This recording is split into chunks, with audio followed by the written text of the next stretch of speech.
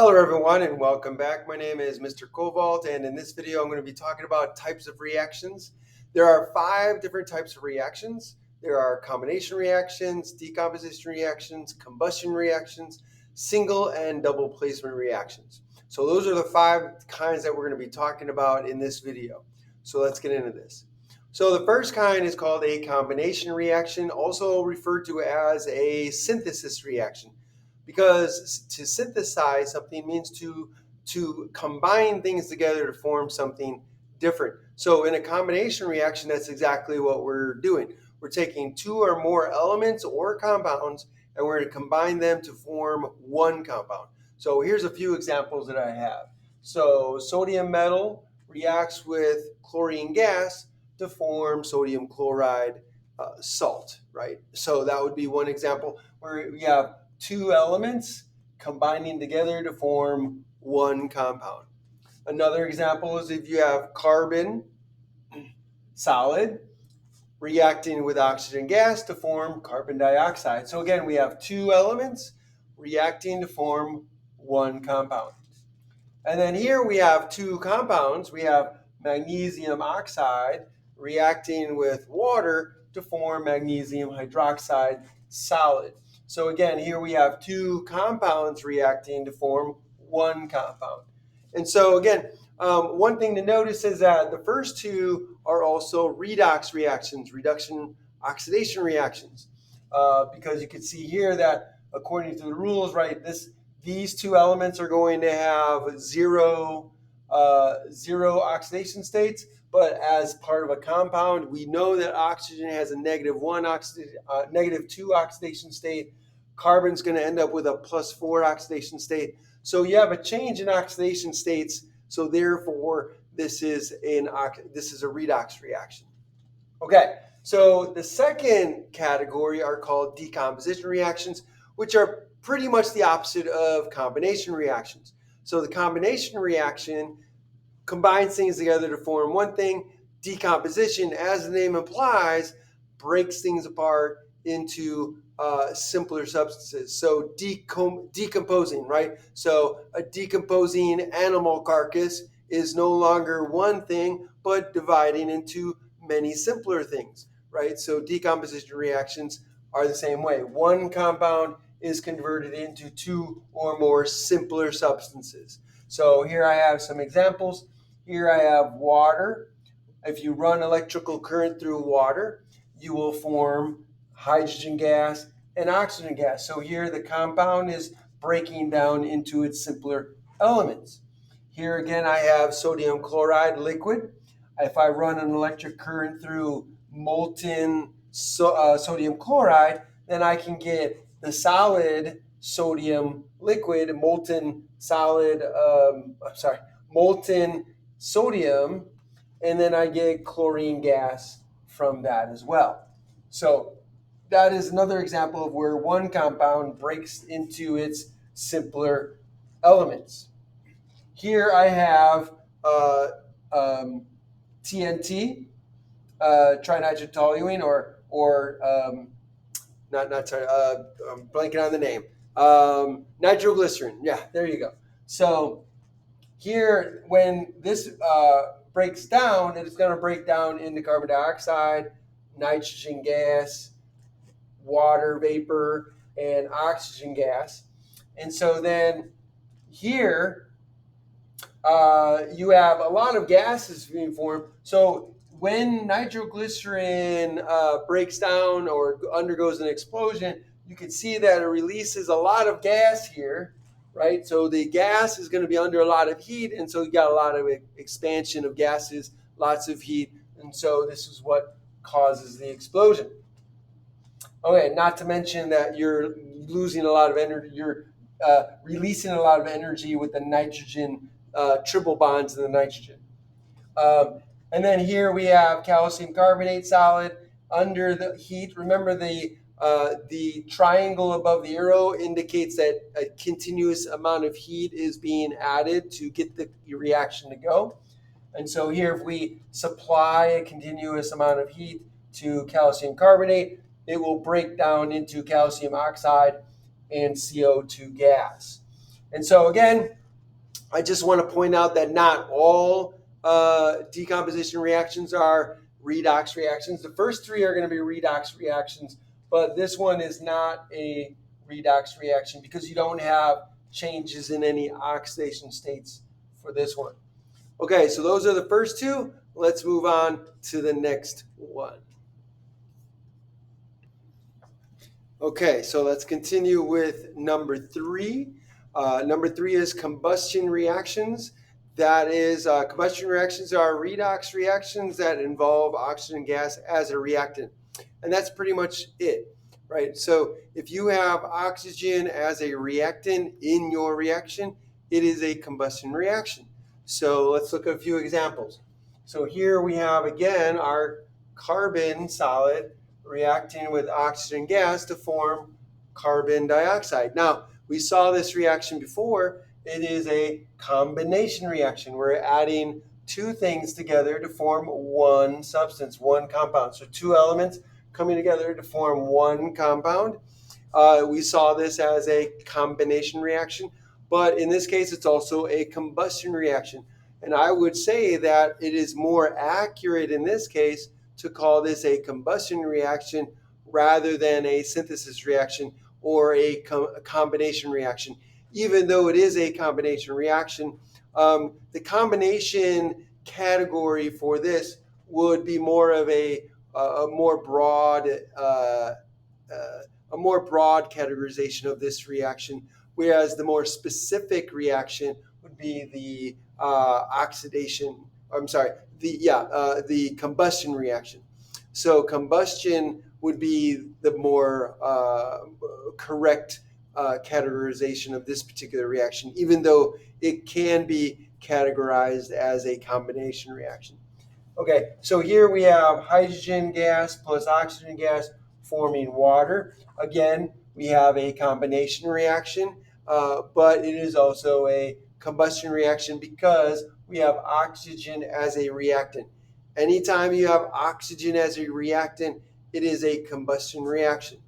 Here we have S8 solid, sulfur, reacting with oxygen, and we get sulfur dioxide gas.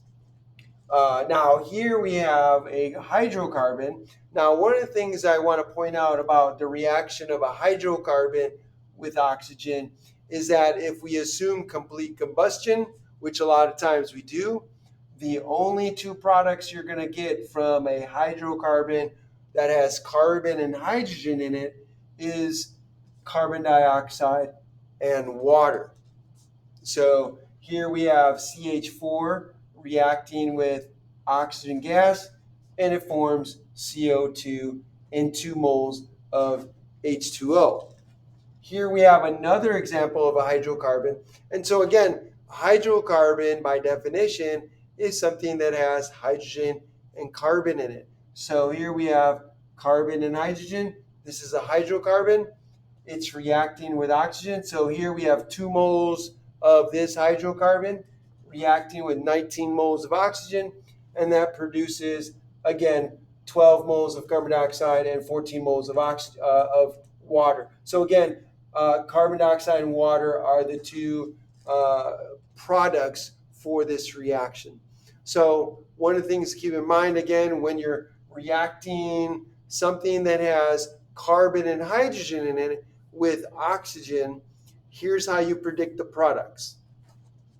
If you have carbon in your substance, then you can predict that that carbon is going to react with oxygen to form carbon dioxide. Also, if you have hydrogen, you can assume that when that reacts with oxygen, hydrogen will react with oxygen to form water, H2O. Okay, so what if you have other elements other than carbon and hydrogen? Well, let's look at the next example. So here we have CH3SH. So we have sulfur in our formula here. And this substance is going to react with oxygen for another combustion reaction. So because we have carbon, then we would predict that carbon dioxide is produced. So CO2 is one of the products of this reaction. we also have hydrogen. So again, we would predict that hydrogen is going to react with oxygen to form water, H2O.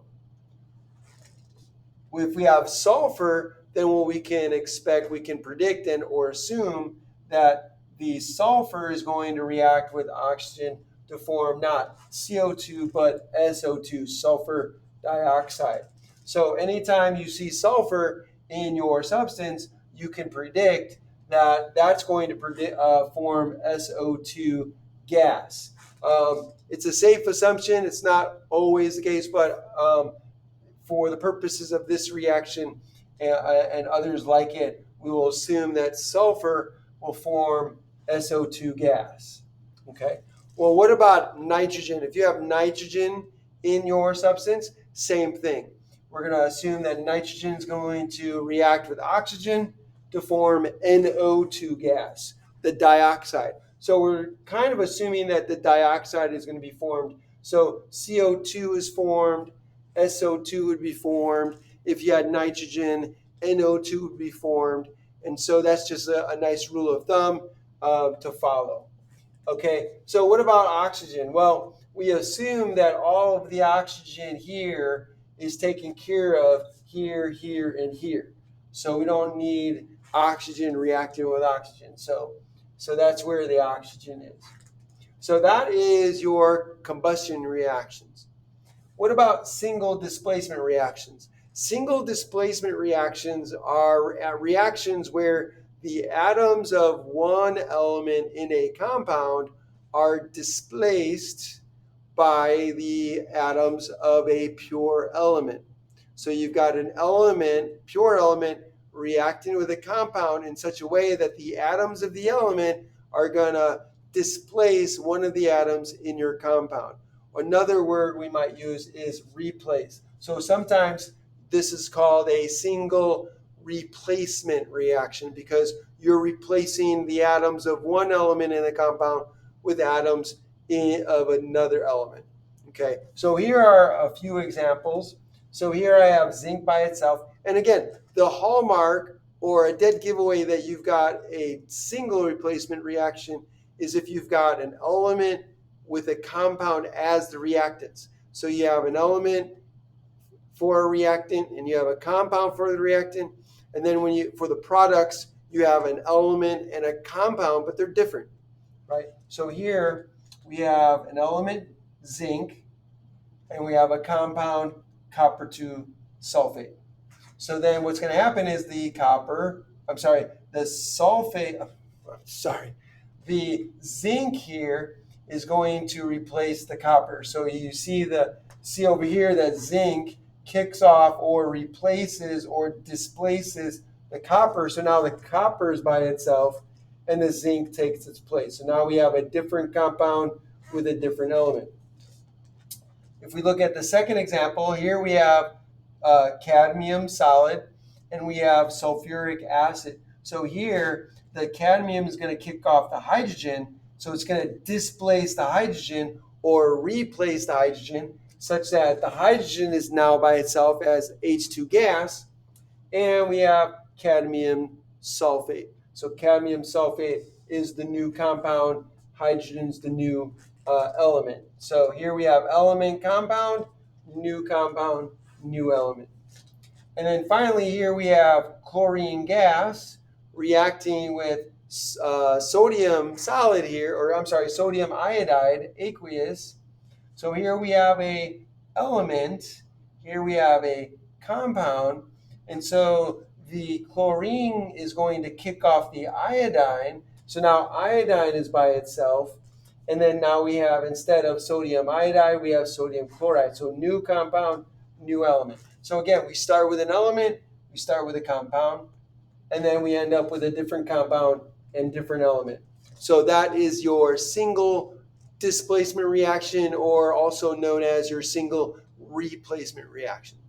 Okay, hold on tight. We got one more type of reaction, and that is the double displacement reaction.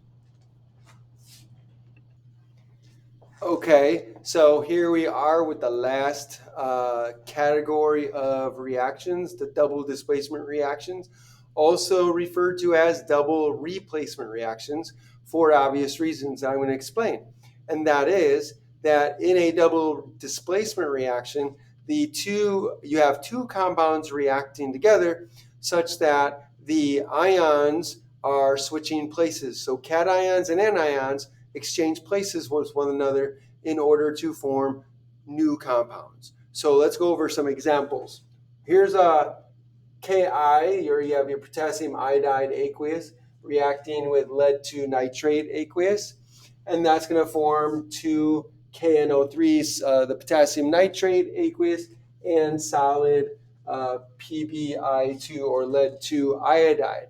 Now, the way this works is you as you can see, the potassium is going to go with the nitrate. So the way to remember this is that the two outside ions are going to come together to form a product, and then the two inside ions are going to come together to form another product, right? So here we have potassium is going to come together with nitrate, and then that's going to form your potassium nitrate. And then we also have the iodide and the lead. Those are going to come, those two inside ones are going to come together. So if I put this one, where do I want to put this? I'll do this one. So here we'll use blue, lead, and iodide ion. We're going to come together to form our lead 2 iodide. And so you can see that the lead, now the positive ion of this compound comes with the negative ion of this one, and then the positive ion of this one comes together to form with the nitrate to form a new compound there. So the way to remember this, I like to use the analogy of ballroom dancing, right? In traditional ballroom dancing, you've got a man, you've got a woman, they're dancing together. Maybe they're doing the tango or some other ballroom dance. So they're partners, they're dancing. You got another man and woman, they're partners, they're dancing. And as they're dancing, they meet up with each other and say, hey, let's change partners. Let's, exchange partners. So the woman will go with the other man and the man will go with the other woman, and they have new partners. So that's what's going on here in your double displacement or double replacement reaction. If you go back to the single replacement reaction, the same thing, you can kind of use the same analogy there. So you've got a man and a woman dancing, right? You've got this guy who's stacked, right? So that would be the pure element, not combined with anything, right? So then, as the man and woman are on the dance floor dancing, then the other man might come up and say, may I cut in? And so, yeah, sure. So then the woman dances with the other man, and now the other man is doesn't have a partner. So he's standing alone by himself now. So single replacement and double displacement reactions kind of, work in that way, analogously to the ballroom dancing analogy. So hold on a second, I'll be right back.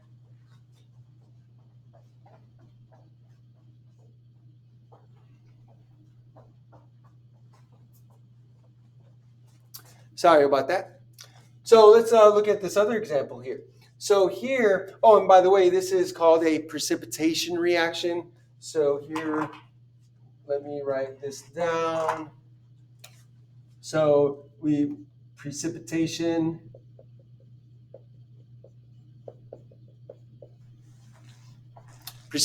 reaction as well, because it forms a precipitate, a solid. So if you get a solid forming from aqueous solutions, then that's called a precipitated formation of a solid. Here again we have the two ions here, Na and Cl. These two ions are coming together, the outside ions. So you got sodium and chlorine coming together to form sodium chloride. And then you've got your sulfur coming together with hydrogen. So here, these two come together, and then they're going to form H2S. And so again, you've got your double displacement reaction happening where you have two compounds and you form two new compounds. And so, excuse me. And so here you have a gas formation. So you can have gas formation here. So this would be an example of a gas formation reaction. So gas or gas evolution reaction, right? So these are just two examples of double displacement reactions. And the way to remember to identify this is if you have two compounds, especially if they're ionic compounds or if you've got an acid with an ionic compound, then that's a dead giveaway that if you start with two compounds here and you end up with two different compounds here, then you've got a double displacement reaction, especially if you've got acid with an aqueous ionic substance, or if you got two aqueous ionic substance like these two here. It's most likely going to be a double displacement reaction.